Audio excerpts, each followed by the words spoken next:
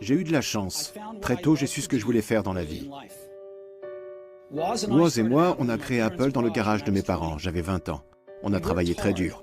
Au bout de 10 ans, Apple était devenue une entreprise d'une valeur de 2 milliards de dollars avec 4000 employés. On avait sorti notre plus belle création, le Macintosh. Je venais d'avoir 30 ans. Et puis, je me suis fait virer. Comment peut-on se faire virer d'une entreprise qu'on a fondée? À 30 ans, je me suis retrouvé sur la touche, au vu et au su de tout le monde. Pendant quelques mois, je n'ai pas su trop quoi faire. J'avais l'impression d'avoir déçu la précédente génération d'entrepreneurs, d'avoir laissé tomber le flambeau qu'on m'avait transmis.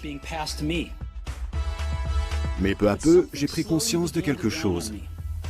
J'aimais toujours ce que je faisais. Alors, j'ai décidé de repartir à zéro. J'étais libre d'entamer l'une des périodes les plus créatives de ma vie. Dans les 5 années qui ont suivi, j'ai créé 2 entreprises, Next et Pixar. Et je suis tombé amoureux d'une femme extraordinaire qui allait devenir mon épouse.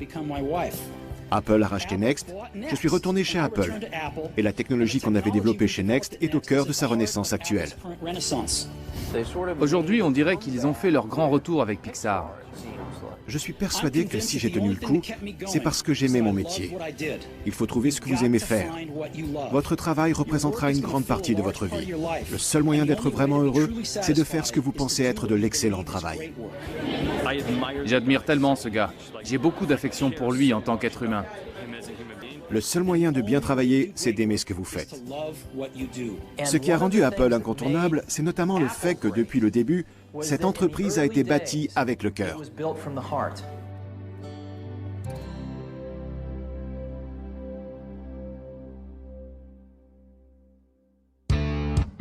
Quoi de plus logique que Stephen Paul Jobs voit le jour au centre de l'univers de la technologie le 24 février 1955. Ses parents biologiques, Johan Simpson et Abdul Fattah Jandali, le confient pour adoption à un couple aimant de la classe moyenne qui vit dans la région de la baie de San Francisco, Paul et Clara Jobs.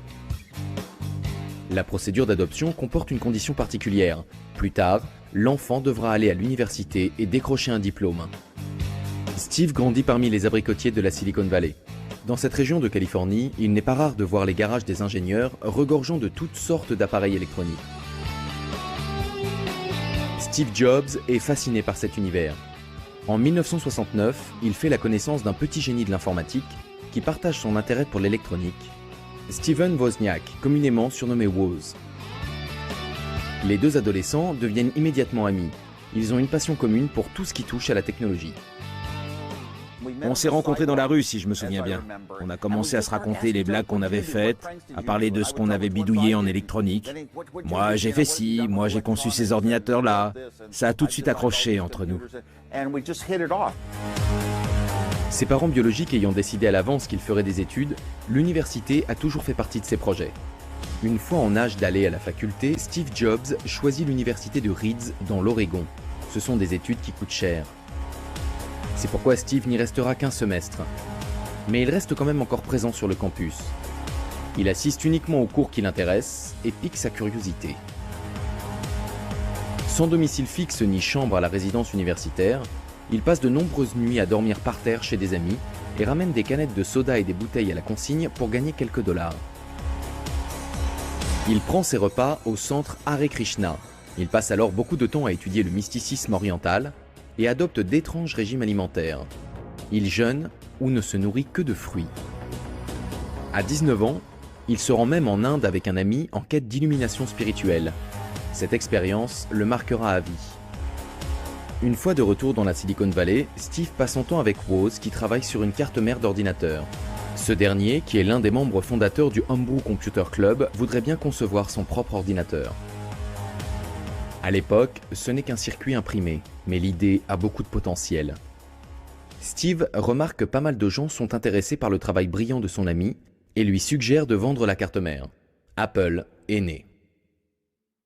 Je me baladais en essayant de revendre des cartes mères et je suis entré dans la première boutique de vélo de Mountain View. Paul Torrell, le propriétaire de la boutique à l'époque, m'a dit qu'il aimerait acheter 50 de ses ordinateurs. Là, j'ai vu les billets danser devant mes yeux. Mais il y avait une condition. Les ordinateurs devaient être montés et testés, prêts à être utilisés. C'était nouveau. On a passé 5 jours au téléphone pour convaincre les distributeurs locaux de donner pour 10 000 $ de pièces électroniques, sans garantie, simplement parce qu'on y croyait. On a obtenu les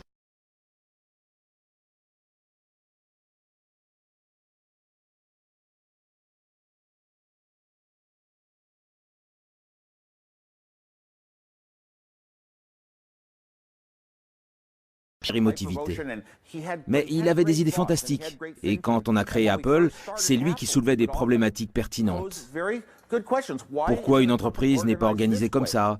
Pourquoi cette personne, plutôt que celle-là, ne fait pas ce travail-là? On ignorait totalement ce que les gens allaient faire de tout ça quand on a débuté. En fait, au début, c'était conçu principalement pour Woz et moi. On ne pouvait pas se payer un kit d'ordinateur. Alors on prenait des pièces sur les Hewlett-Packard et les Atari. On a travaillé sur un concept pendant 6 mois et on a décidé de fabriquer notre propre ordinateur. La première année, l'entreprise Apple ne se trouve pas dans les bureaux de la Silicon Valley, mais dans le petit garage poussiéreux de Steve, à Cupertino, en Californie. Là, ils assemblent des cartes mères à la va-vite et les amènent à des boutiques informatiques locales pour faire plus de ventes. Pendant ce temps, Woz travaille sur un nouvel ordinateur beaucoup plus sophistiqué, l'Apple II, qu'il termine en 1977.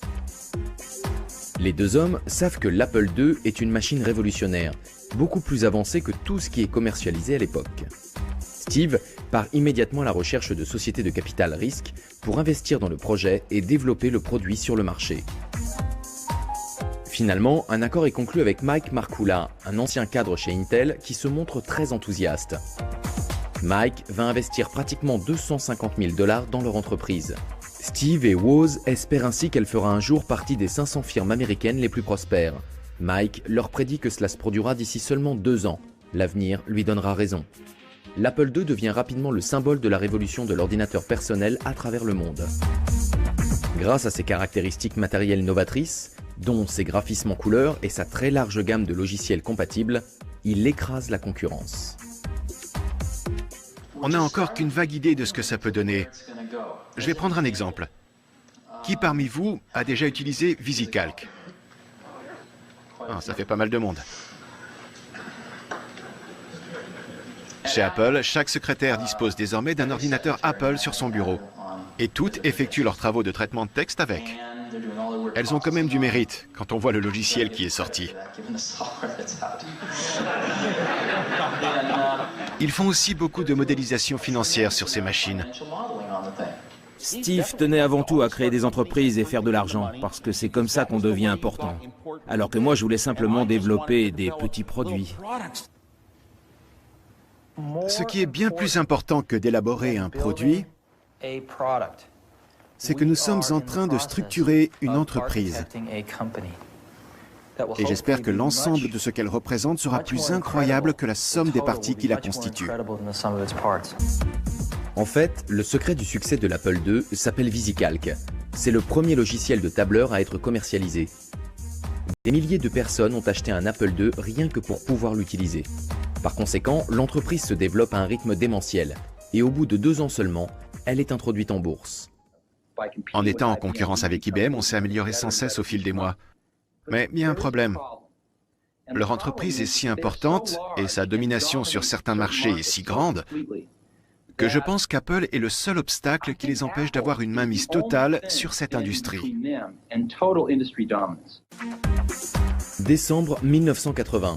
À 25 ans, la situation nette de Steve Jobs vient de dépasser les 200 millions de $. Pourtant, le succès d'Apple est menacé. Le géant de l'industrie informatique IBM prévoit de se lancer sur le marché du PC au début des années 80. Apple se doit de riposter, sinon d'ici 2 ou 3 ans, ce sera la banqueroute. IBM a une ambition débordante. Pour contrôler totalement notre branche, ils ont décidé d'éliminer leur dernier obstacle, Apple. Big Blue va-t-elle dominer toute l'industrie informatique? L'ère de l'information dans sa globalité. Malheureusement, le tout dernier ordinateur d'Apple est un échec. L'entreprise décide de concentrer toute son énergie sur un projet dirigé par Steve Jobs, Lisa. C'est le nom de la fille de son ex-compagne. Cet ordinateur est très avant-gardiste. Il propose une interface utilisateur graphique plutôt qu'une interface en ligne de commande. Cette technologie, à l'instar de beaucoup d'autres qui vont révolutionner l'informatique, a été inventée par Xerox, mais Apple est la première entreprise à la commercialiser. Steve tenait absolument à contrôler la qualité du produit pour que ça reste quelque chose de sensationnel et pas seulement de bien. Steve Jobs est sans nul doute un esprit brillant. Néanmoins, il n'est pas homme à prendre des gants. Il exige le meilleur de tous les gens de son entourage, et ce trait de caractère n'est pas spécialement populaire. Vous savez qui sont les meilleurs managers?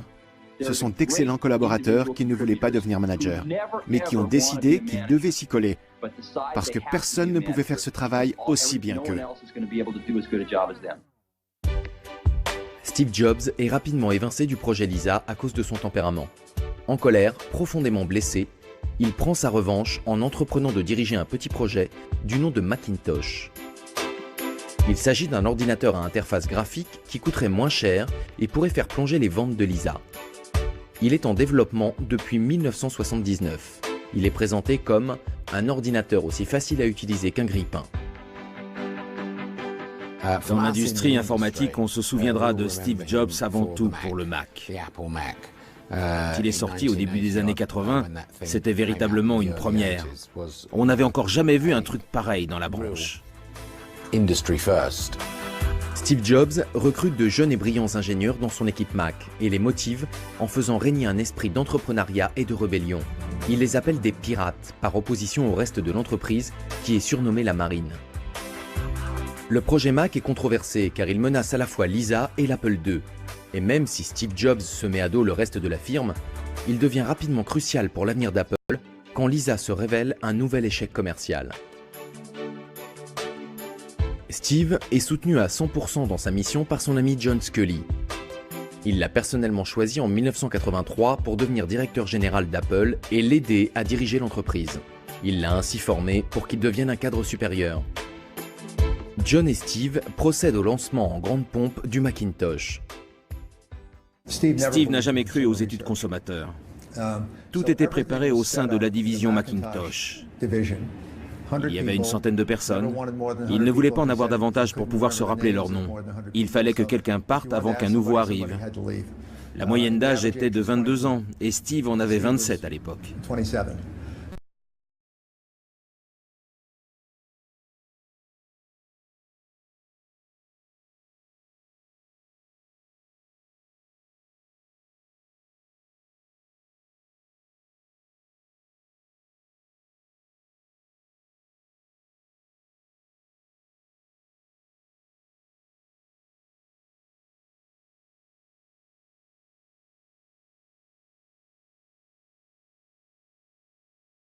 John Sculley.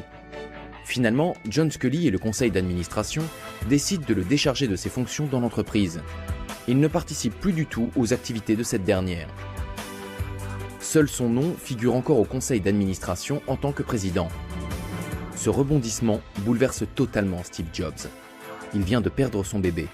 En ce qui le concerne, Apple n'est plus qu'un souvenir.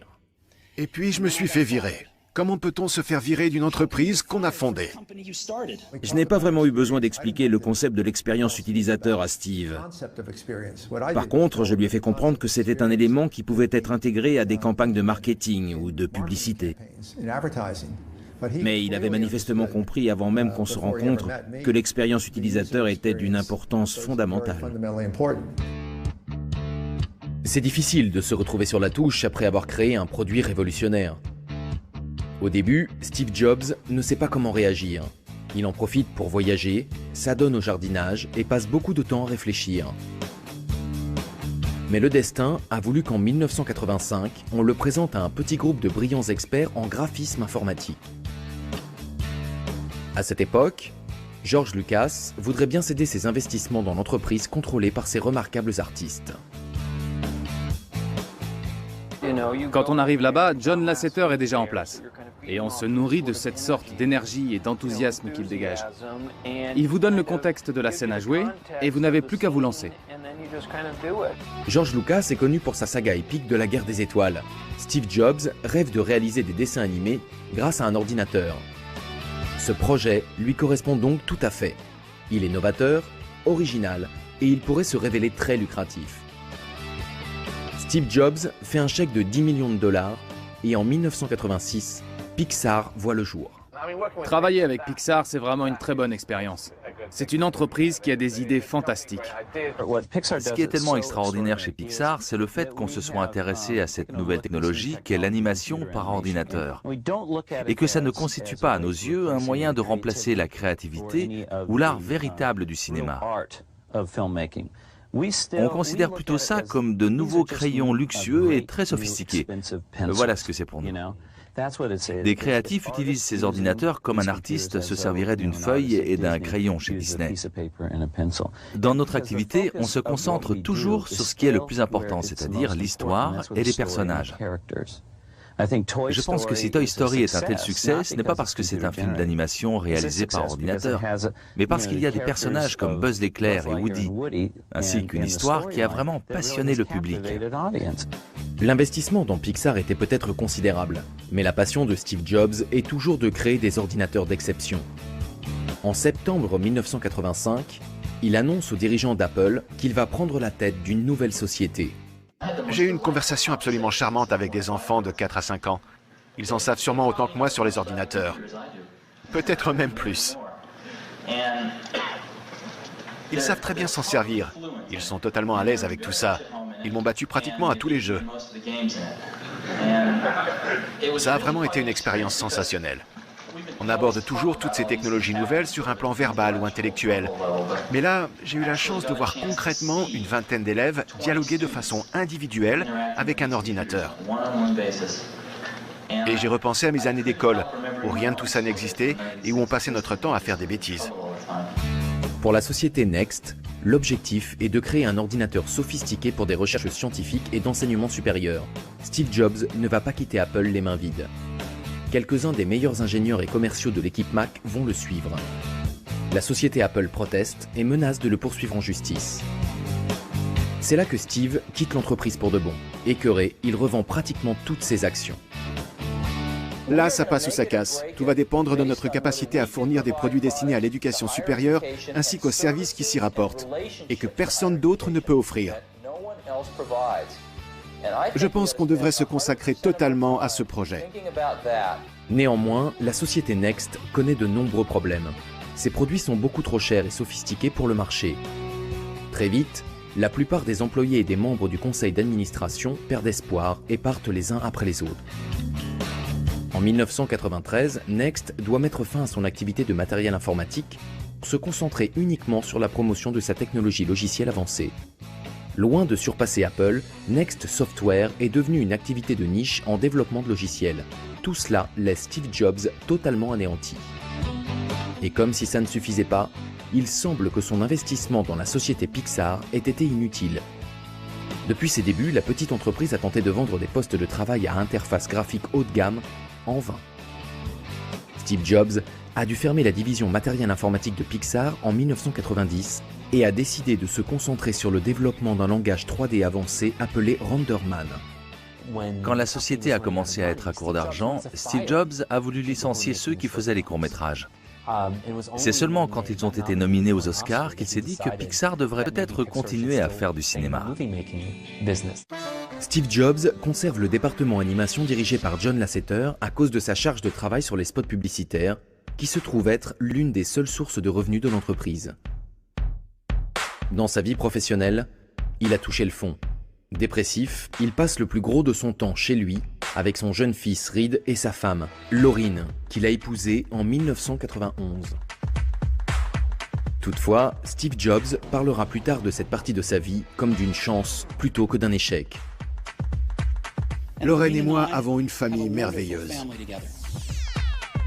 Mais tout n'est pas perdu concernant Pixar. Même si Disney s'est retiré du projet à l'origine, Lasseter ne baisse pas les bras. Après que le scénario a été plusieurs fois remanié, le projet est présenté une nouvelle fois. Cette fois, Disney donne son feu vert à Pixar et la production de Toy Story reprend. On nous a expliqué que ce n'était pas vraiment de l'animation, même si c'était autre chose que du cinéma, et que ça ne dévaloriserait pas le réel travail qu'on devait effectuer en tant qu'acteur. Et finalement, ça a marché. Aujourd'hui, le monde entier connaît cette manière spécifique de raconter une histoire. Pour réussir à faire partie de l'équipe, pour être le plus grand de la bande avec les bottes et le chapeau de cow-boy, il fallait être conscient qu'on avait une sorte d'étrange responsabilité sur le plan professionnel et social. Alors je me dis que j'ai de la chance qu'il m'ait choisi pour incarner Woody. La plupart des gamins américains se lèvent le samedi matin pour regarder les dessins animés. Ils comadent pendant 4 heures devant la télé. Mais les films d'animation, ce genre de choses, quand j'étais petit, ils n'en passaient plus. Ça avait pratiquement disparu du paysage. Aujourd'hui, on dirait qu'ils ont fait leur grand retour avec Pixar. L'animation, c'est totalement différent du tournage d'un film. Sur un tournage en direct, le réalisateur part d'un scénario. Il prépare la scène, se rend sur le plateau et la filme sous différents angles. Il couvre la scène 10 ou 20 fois. Il fait des gros plans, des plans larges, des plans à deux, etc. Puis il prend les images, se rend dans la salle de montage et là, il met le film en place. Il reconstitue le puzzle, il juxtapose des éléments, il effectue le montage. Après coup, il y a toujours la phase de post-production. Dans l'animation, la véritable production des images prend énormément de temps et coûte donc beaucoup d'argent. La sortie du film est prévue pour le jour de Thanksgiving en octobre 1995. Alors que la date approche, Steve Jobs prend conscience de l'incroyable pouvoir de la marque Disney. Il décide d'introduire en bourse la société Pixar la semaine suivant la sortie de Toy Story afin de profiter du buzz médiatique autour du premier film d'animation réalisé sur ordinateur de l'histoire du cinéma. C'est un coup de maître. L'animation est quelque chose qui a une importance extraordinaire pour la société Walt Disney, et ce depuis le début. Pixar est l'entreprise la plus réputée en matière de réalisation de films d'animation. Le succès de Toy Story au box-office n'est surpassé que par celui des actions de Pixar à Wall Street. Steve Jobs, qui possède 80% de la société, voit sa situation nette s'élever à plus d'1,5 milliard de dollars. C'est 5 fois plus que ce qu'il a jamais gagné chez Apple dans les années 80. Le jeune entrepreneur est de retour sur le marché et il fait des vagues. Ce qui est le plus excitant dans le domaine des logiciels, c'est Internet. En partie parce que ça n'appartient à personne. C'est à libre disposition pour tout le monde, comme pour les débuts du PC. Et le taux d'innovation est très élevé. De son côté, la société Apple connaît de gros déboires. Depuis quelques années, l'ordinateur grand public est au creux de la vague. Avec la bande de Bill Gates, Microsoft grignote des parts de marché d'Apple. La situation est loin d'être encourageante. Après la sortie de Windows 95, le Mac, qui s'était avéré rentable mais n'a plus évolué depuis le départ de Steve Jobs il y a 10 ans, a commencé à perdre des parts de marché à une cadence alarmante. En 1996, le directeur général récemment nommé d'Apple, Gil Amelio, est à la recherche d'un nouveau logiciel pour remplacer le macOS obsolète. Après avoir bien réfléchi, il finit par choisir le système d'exploitation Next Step de Steve Jobs, persuadé que si quelqu'un peut redresser la situation, c'est bien lui. Je pense que l'idée au départ pour Apple, c'est qu'ils allaient utiliser Steve Jobs. Mais il faut vraiment être très naïf pour croire qu'on va être celui qui va réussir à profiter de Steve Jobs. Ce n'est pas comme ça que ça marche avec lui. Il faudrait être fou pour penser qu'on va pouvoir l'exploiter. Quand Steve est revenu, il savait exactement ce qu'il fallait faire. Il a annulé les contrats de licence et a fait en sorte que les choses redeviennent les mêmes qu'à l'époque où il dirigeait Apple. Bill Gates se sent immédiatement menacé et tente comme il peut de mettre un terme au projet.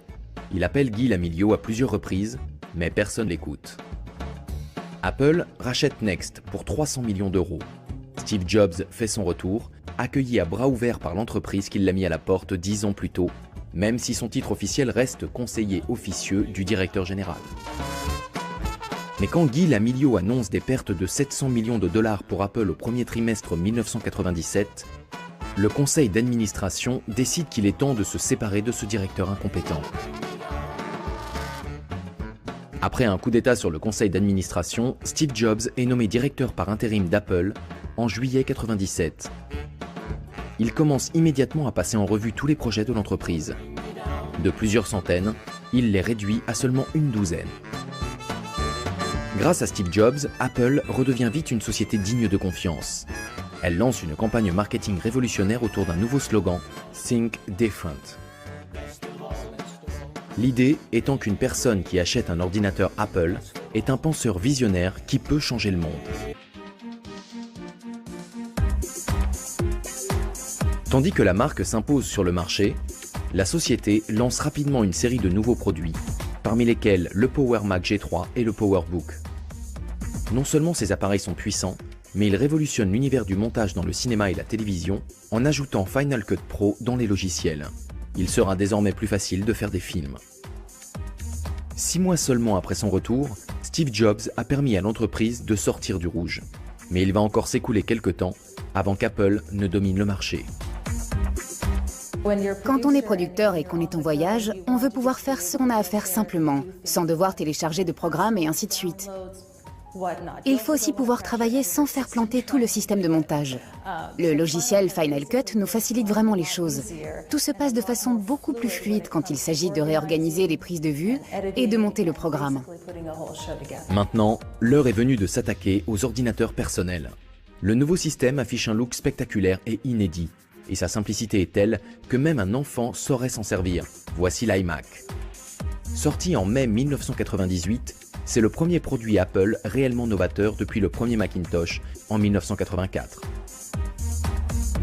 L'incroyable design translucide de l'iMac impressionne toute l'industrie du PC qui n'avait produit durant la décennie précédente que des unités noires ou beiges munies de cordons électriques. Vous savez, les choses que j'ai accomplies dans ma vie, comme ce qu'on fait aujourd'hui chez Pixar, c'est du travail. Du travail d'équipe. On ne fait pas ça tout seul. Il faut avoir une équipe extraordinaire à ses côtés. C'est comme si on essayait d'escalader une montagne avec d'autres personnes. Il y a beaucoup de choses à amener au sommet et on ne peut pas y arriver tout seul. Tout a commencé quand j'ai entendu parler de cet incroyable groupe d'experts en graphisme informatique que George Lucas avait réuni chez Lucasfilm. À l'époque, il avait dans l'intention de céder ce département. Je suis allé là-bas pour voir ce qu'il faisait et j'ai fait la connaissance du directeur de ce groupe, le Dr Ed Catmull. Ed m'a parlé de son rêve, qui était de réaliser un jour le premier film d'animation sur ordinateur. Il m'a montré sur quoi travaillait son équipe. Je suis resté sidéré. J'avais beaucoup travaillé sur les graphismes informatiques avec le Macintosh et l'imprimante laser LaserWriter, mais là, ça allait bien au-delà de tout ce que je connaissais. On peut choisir parmi plusieurs couleurs vives, et en plus, on peut désormais tout faire avec un seul ordinateur. L'iMac se vend comme des petits pains. Apple continue d'innover dans le design en 1998 et 1999 avec l'iMac en couleur et l'ordinateur portable iBook.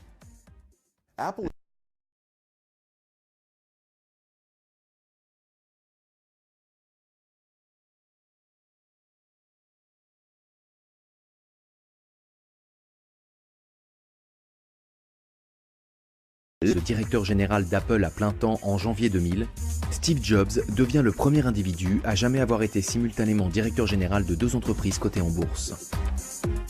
Avec toutes ces innovations, la raison principale du retour de Steve Jobs chez Apple ne s'est pas encore concrétisée. Après tout, son objectif consiste à équiper le système d'exploitation Mac de la technologie logicielle de Next. C'est finalement chose faite au début de l'année 2001 avec la sortie de la première version du système d'exploitation révolutionnaire d'Apple, Mac OS X. Mac OS X est en réalité le système d'exploitation Next Step avec une façade de Mac. Néanmoins, il va devenir un atout essentiel avec le développement par la société de plusieurs applications d'avant-garde faisant partie de la stratégie de plateforme numérique.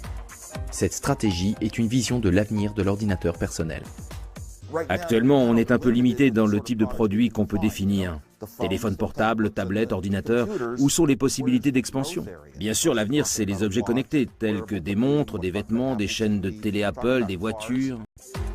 De nombreux analystes et experts se permettent d'affirmer que le PC finira par devenir une chose appartenant au passé. Avec la naissance d'Internet, nos ordinateurs personnels passeraient à l'arrière-plan. Toutefois, les dirigeants d'Apple croient plutôt qu'ils vont évoluer pour se transformer en plateforme ou centre numérique dans notre nouveau style de vie. L'ordinateur deviendrait simplement l'élément central de notre vie quotidienne, aux côtés d'appareils photo et caméras numériques, de lecteurs MP3, de smartphones et autres dispositifs. Ceci incite Apple à développer une série d'applications conçues pour gérer ce nouveau style de vie. Le principe d'une application, c'est d'être utile, non? On aurait pu simplement en créer une pour notre revue, pour feuilleter la version numérisée. Mais je pense que ce qu'on veut dans une application, c'est de l'interactivité, obtenir une fonction dont on a besoin. Par exemple, un banquier qui est en déplacement professionnel et qui ne sait pas quoi faire de sa soirée peut appuyer sur un bouton et trouver de quoi s'amuser. Il fait référence à un terme associé à des programmes ordinaires du quotidien qui nous aident à gérer notre vie, les applis. Les iApps, qui sont uniquement compatibles avec les systèmes Apple, font leur apparition sur le marché. iMovie, iTunes, iDVD, iPhoto, iCal et iSync, GarageBand et enfin iWeb. Si on revient au premier Mac en 1984, avec sa mémoire vive de 128 kg, il y avait 400 sous-routines exécutées depuis cette dernière. Seules ces sous-routines permettaient de créer une application, et fatalement, toutes les applications finissaient par se ressembler. C'était toujours les mêmes boîtes de dialogue, les mêmes menus déroulants, même police. Maintenant, regardez le système d'exploitation mobile Android aujourd'hui, et les applications qui sortent sur Android. Certaines applications utilisent une convention et certaines en utilisent une autre. Android est-il un bon produit? Mieux que ça, c'est un produit fantastique. Mais il n'a pas la même discipline et la même rigueur qu'un produit Apple conçu par Steve Jobs. Les iApps sont une manœuvre stratégique dans le plan global d'Apple visant à gagner des parts de marché sur le PC. En effet, il n'existe pas de solution équivalente sur la plateforme Windows. Ça marche, tout simplement. On allume l'ordinateur et voilà, ça marche. Contrairement au PC où il faut télécharger des antivirus, des applications, des mises à jour, chaque fois qu'on le met en route. Le Macintosh, on l'allume et tout est prêt. Il n'y a plus qu'à travailler. N'importe qui peut s'en servir à n'importe quel âge. Il suffit de le mettre en route et en quelques minutes, on peut être productif. Malheureusement, le montage vidéo sur ordinateur ne devient pas aussi populaire que Steve Jobs l'avait prévu. Il tourne alors son attention vers la musique numérique. Ce projet très en vogue a été lancé par Napster et Apple tient avant tout à se mettre à la page. À sa sortie, l'iPod écrase la concurrence. Il est simple d'aspect, il a un look unique et surtout, il est tout fin et très facile à utiliser. Dès le départ, il est numéro 1 des ventes. Pour la première fois, ce n'est pas pour l'informatique personnelle que les gens achètent un Mac, mais pour avoir le minuscule lecteur MP3 qui rentre dans la poche. Apple profite de ce succès d'abord en rendant compatible le lecteur Windows, puis en persuadant les maisons de disques de vendre leurs chansons sur iTunes. Quand arrive l'année 2006, iTunes et l'iPod sont devenus les leaders incontestés de la nouvelle ère de la musique numérique. Cette même année, une étape importante est franchie quand les revenus d'Apple provenant de la vente d'iPod atteignent le niveau de ceux provenant de la vente d'ordinateurs. Pour la première fois dans l'histoire, l'entreprise créée dans la petite ville de Cupertino en Californie a quitté ses marchés de niche pour devenir un acteur aussi influent dans l'électronique grand public que Microsoft dans le domaine du PC, avec une part de marché de 75%. L'année 2006 sera cruciale pour Apple à 3 points de vue. Premièrement, il y a le succès du Mac. Les ventes décollent enfin et après plusieurs années de lutte pour regagner des parts de marché, le taux de croissance du Mac dépasse celui du PC. Plusieurs facteurs expliquent ce changement historique. Pour commencer, évidemment, le succès de l'iPod et les répercussions positives sur la marque Apple. Puis, il y a eu le passage au processeur Intel qui a rendu les Mac plus rapides et moins chers. De plus, pour ceux qui regrettent leur PC avec Windows, pas de problème. Désormais, le Mac peut aussi tourner sous ce système d'exploitation. En regardant la vue d'ensemble, ça aurait été dommage de perdre la guerre, parce qu'on a remporté quelques belles batailles. J'ai l'impression que moi et quelques autres sommes trop concentrés sur les petites batailles. On perd la guerre de vue, et la guerre, c'est la survie. Ça consiste à ne pas se retrouver à court d'argent tant que le produit n'est pas sur le marché. Le progrès le plus important voit le jour en janvier 2007. Le téléphone portable a beaucoup évolué ces dernières années. D'un pavé de la taille d'une brique, on est passé à de tout petits portables à clapet qui tiennent dans un sac à main ou un porte-document. Quand Steve Jobs présente l'iPhone lors du salon Macworld, c'est incontestablement le dernier cri des produits Apple. Ce n'est pas un simple téléphone portable. La partie matérielle de l'iPhone tourne sous le système d'exploitation complet d'Apple OS X. En outre, sa technologie multitouch et ses fonctions de navigation sur Internet et de lecteur MP3 associées à une interface très simple d'utilisation en font un smartphone qui a des années-lumière d'avance sur la concurrence. Son arrivée sur le marché bouleverse totalement l'industrie du téléphone. Et ce, jusqu'à l'accord exclusif passé par Apple avec le fournisseur AT&T pour des souscriptions d'abonnement. 3 ans après son lancement, l'iPhone sera entré dans l'histoire comme le tout premier appareil de convergence numérique. C'est comme si on avait à la fois un ordinateur, un iPod et un portable dans sa poche.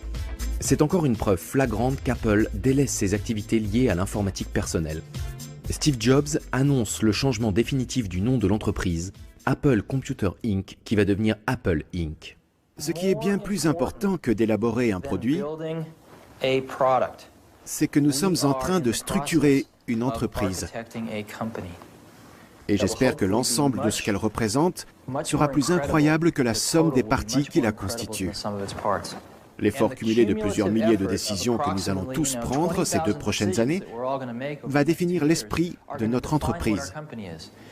Ce qui a rendu Apple incontournable, c'est notamment le fait que depuis le début, cette entreprise a été bâtie avec le cœur.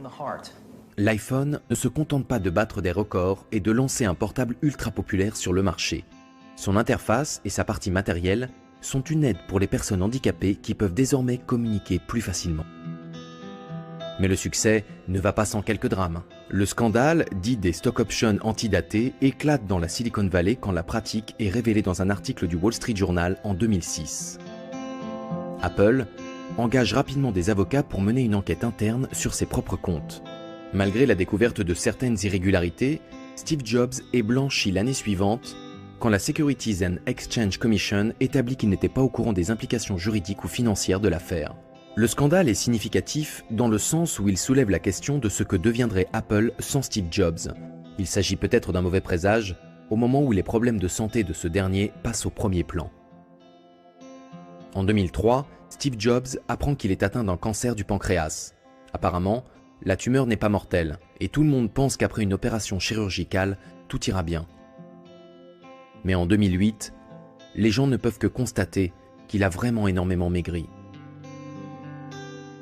Même s'il nie avoir un problème grave, Apple annonce à un public très surpris que son directeur général ne prendra pas la parole pour la keynote de ce qui sera le dernier salon Macworld en 2009. En fait, Steve Jobs a dû prendre un congé de 6 mois pour raison médicale. Il est en attente d'une greffe du foie. La nouvelle de son cancer provoque de nombreux débats sur la nécessité de transparence d'une société anonyme concernant la santé de son directeur général, plus particulièrement quand ce dernier est aussi important pour sa valeur marchande que Steve Jobs l'est pour Apple. Après avoir subi une greffe du foie, Steve Jobs est en rémission. En 2010, il fait un retour très actif en tant que directeur général. En nette contradiction avec l'année précédente, il prend la parole lors de plusieurs conventions Apple et surprend à plusieurs reprises la planète avec des produits incroyablement novateurs. Voici à quoi ça ressemble. C'est très fin. Simplement comme ça. Le monde de l'informatique envisageait depuis longtemps de produire une tablette. Naturellement, la première à sortir est celle d'Apple. Le lancement de l'iPad provoque des scènes d'hystérie collective. Le public trépigne et les files d'attente s'allongent. Tout comme pour ses prédécesseurs, l'iPod et l'iPhone, tout le monde veut en avoir un.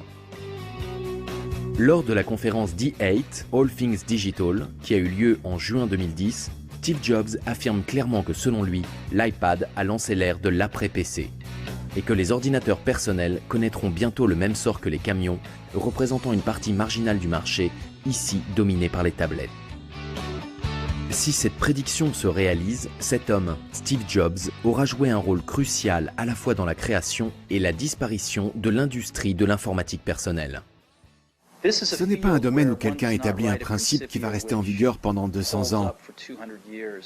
Ce n'est pas un domaine où quelqu'un peint un tableau que l'on va admirer pendant plusieurs siècles, ou bâtit une église dans laquelle on va s'émerveiller pendant les siècles à venir. C'est un domaine où on fait son travail en sachant que d'ici 10 ans, ce sera obsolète, et qu'on ne s'en servira plus dans 10 ou 20 ans. Steve Jobs reste discret concernant sa santé et le diagnostic relatif à son cancer. Mais il s'ouvre à un groupe d'étudiants lors d'une cérémonie de remise des diplômes à Stanford en 2005. Il révèle qu'il souffre d'une forme rare de cancer du pancréas décelée l'année précédente et qu'on ne lui donnait alors que quelques mois à vivre. Néanmoins, après avoir subi une opération chirurgicale, son état de santé va rester stable pendant 6 ans. Son entreprise va donner naissance à la technologie la plus révolutionnaire que le grand public ait jamais vue. Steve Jobs ne s'arrête jamais. Apple est son premier amour et il continue à vendre et à promouvoir ses produits avec tout l'enthousiasme dont il est capable.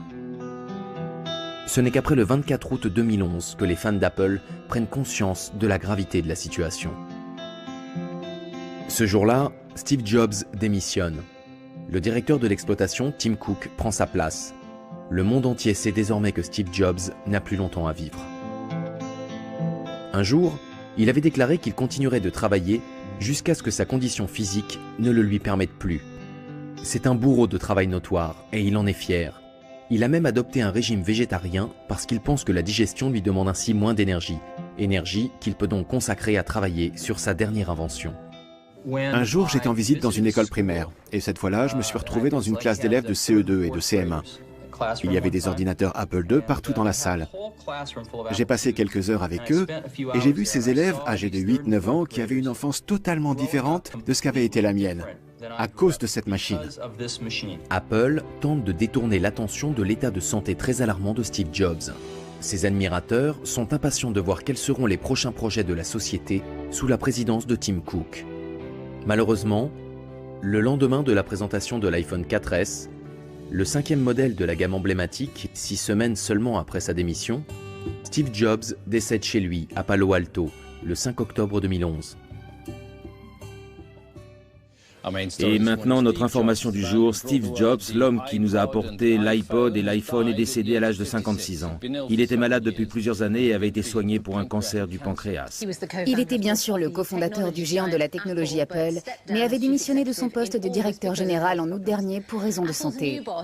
Pour le nouveau directeur de la société Tim Cook, Apple a perdu un génie visionnaire et créatif. Les obsèques ont lieu dans l'intimité, le 7 octobre 2011. Les détails de l'organisation ne sont pas rendus publics par respect pour la famille. Le même jour, Apple annonce qu'aucune cérémonie publique n'est prévue, mais la firme encourage toutes les personnes voulant témoigner leur sympathie à envoyer leur message de condoléances à une adresse email créée spécialement à cet effet. Steve Jobs est inhumé à l'Alta Mesa Memorial Park, le seul cimetière laïque de Palo Alto. Les réactions suite au décès de Steve Jobs lui donnent plutôt un statut d'icône planétaire que de génie de la technologie. Des millions de fans d'Apple à travers le monde se réunissent pour mettre en place des mémoriaux improvisés devant les boutiques de la marque ou devant sa maison et expriment même leur peine sur Internet. Ils postent des photos et des messages en souvenir sur les réseaux sociaux pour partager leur histoire personnelle et exprimer comment Apple a changé leur vie. L'œuvre de Steve Jobs a réellement eu un impact pour les gens aux 4 coins de la planète. Désormais, grâce à ses inventions, le monde est connecté. Des hommages pleins d'émotions de la part de nombreux chefs d'État et même de son plus grand rival inondent les appareils multimédia qu'il a contribué à inventer. J'adorais son enthousiasme. Le fait qu'il soit rayonnant et aussi un peu soulagé, il faut bien le dire, qu'on ait réussi. Au bout du compte, on y est arrivé et c'était bien.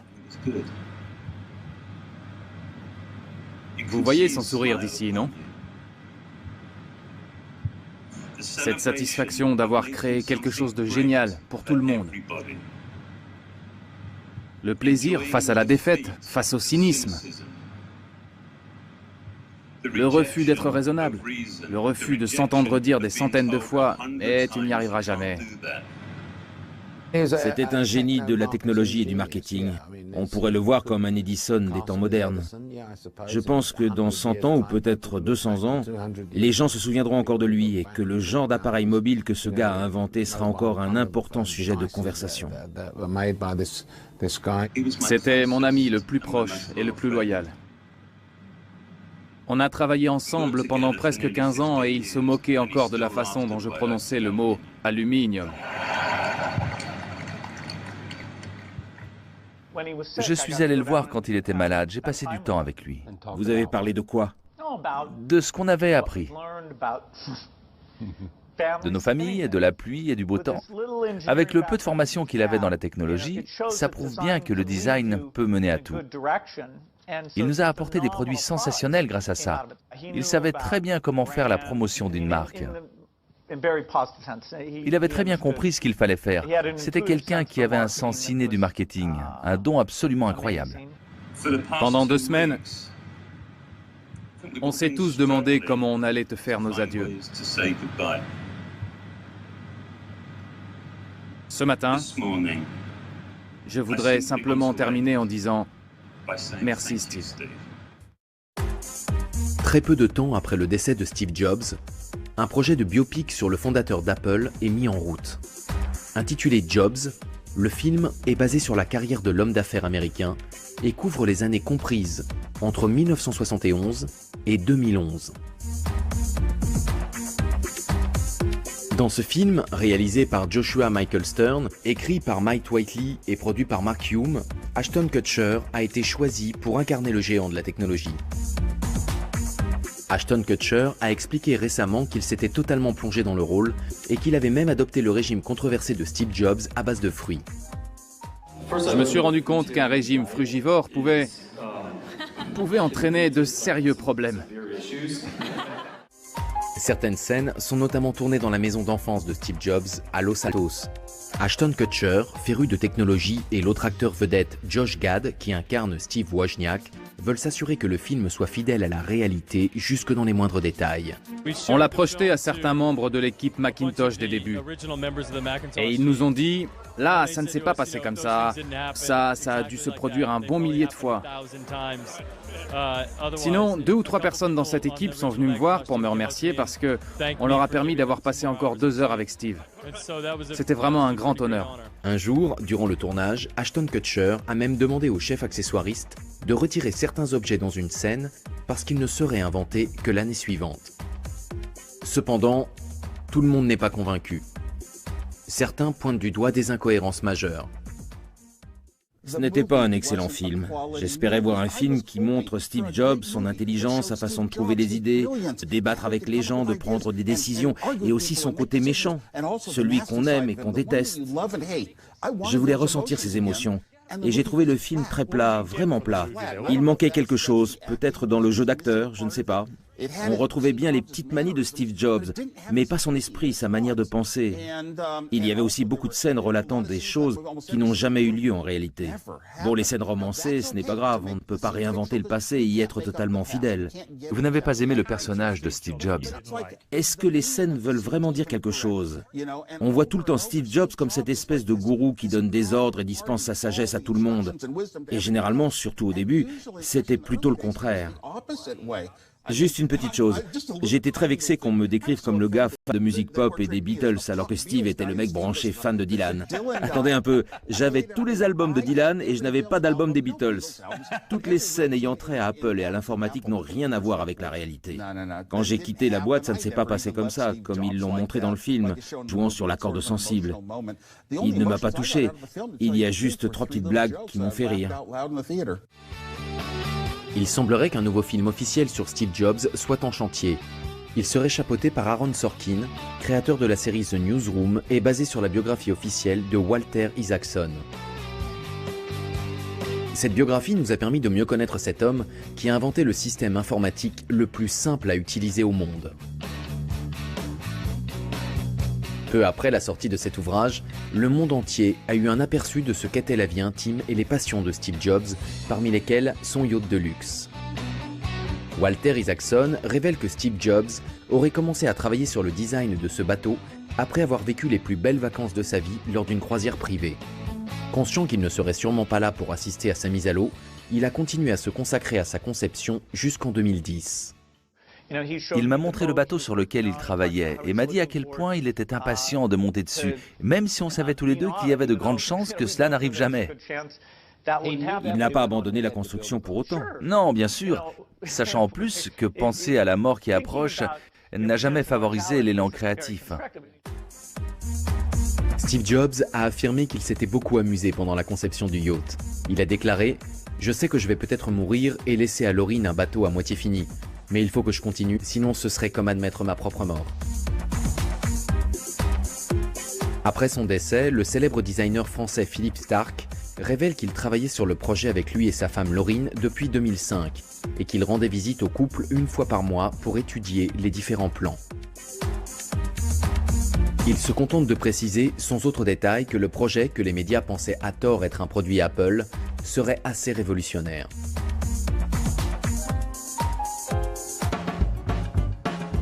Ce n'est que le 28 octobre 2012, un peu plus d'un an après la mort de son créateur, que le Vénus est finalement mis à l'eau aux Pays-Bas.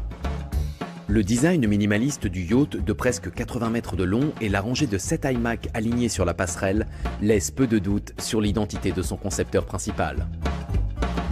Steve Jobs était un homme qui cherchait à faire de ses idées une réalité. Sa détermination en faveur de l'évolution technologique n'a jamais faibli. L'iPhone 4S s'est vendu à 1 million d'exemplaires dans les 24 heures suivant sa sortie. C'est 66% de plus que ce qui avait été prévu. Il restera dans l'histoire comme une nouvelle réussite d'Apple. Même sans Steve Jobs, la société Apple a précisé qu'ils avaient bien l'intention de continuer dans la voie que leur fondateur avait tracée. Celle de systèmes d'exploitation révolutionnaires, simples d'utilisation et au design accrocheur, avec en plus des accessoires qui rendent la communication plus facile et plus agréable. En 2013, la sortie du nouvel iPhone 5S prouve que Tim Cook poursuit sur la lancée de son ancien directeur général. Cela n'a pas été sans mal. Les ventes ont connu une légère baisse au moment où les smartphones des autres marques sont arrivés sur le marché. Sans oublier la lutte permanente avec Samsung, l'ennemi numéro 1 d'Apple dans la bataille pour le meilleur smartphone au monde. Cependant, cette société technologique qui tient son nom d'un fruit très apprécié est bien partie pour rester ce qu'elle a toujours été, novatrice et d'avant-garde. Le meilleur moyen que j'ai trouvé pour apporter du changement chez Apple, c'est de montrer l'exemple. C'est sûrement pour ça que j'ai passé 2 ans et demi de ma vie à travailler sur le Macintosh. Pour essayer de montrer la voie et de dire, il y a une meilleure façon de faire. Et il se trouve que ça a marché. Chez Apple, après l'expérience du Macintosh, on s'est rendu compte qu'on pouvait prendre beaucoup de ces concepts et les mettre en application en les améliorant. Aujourd'hui, chaque nouvelle usine a comme modèle l'usine Macintosh. Chaque équipe qui met en place de nouveaux produits s'inspire de l'équipe Macintosh. Je pense qu'on se souviendra de lui pour les types de produits qu'il a fait connaître dans le monde et la qualité des produits qui ont été fabriqués par Apple et ses autres sociétés. Et également pour le fait que c'était un remarquable chef d'entreprise qui a bâti une énorme société en persévérant, en gardant la tête sur les épaules et en restant intègre. Au début, quand j'ai connu Bill et qu'on a travaillé ensemble, on était toujours les 2 gars les plus jeunes de l'équipe. Qu'on nous prenne séparément ou ensemble, j'ai 6 mois de plus que lui, mais on a à peu près le même âge. Maintenant qu'on a tous les 2 notre entreprise respective, je ne sais pas pour toi, mais moi, je suis presque toujours le plus vieux. La plupart des choses dans la vie m'évoquent une chanson de Bob Dylan ou des Beatles.